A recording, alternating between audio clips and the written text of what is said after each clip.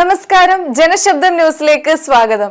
അത്തപ്പൂക്കള മത്സരം, കലാകായിക മത്സരങ്ങൾ, തിരുവാതിര, ആദരിക്കൽ, സാംസ്കാരിക കൂട്ടായ്മ എന്നിവയോടെ കിടങ്ങന്നൂരിൽ ഓണാഘോഷം അരങ്ങേറി.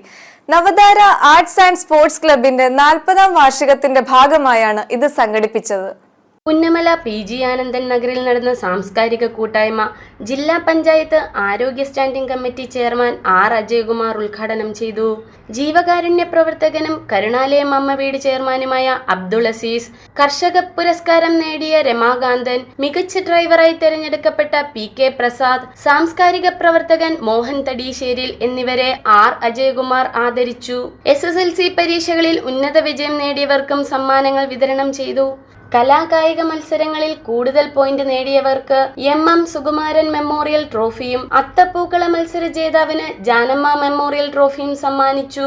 ക്ലബ്ബ് രക്ഷാധികാരി TB പ്രസന്നൻ അധ്യക്ഷനായി. കരുണാലയം അമ്മ വീട് chairman Abdul Aziz, Mohan Thadeesseril, Fazal Vallana, Sarath S. Nair, Kidangannur Prasad, PR Aneesh Kumar എന്നിവർ സംസാരിച്ചു. നീലക്കുറിഞ്ഞി എന്ന നാടകം അരങ്ങേറി.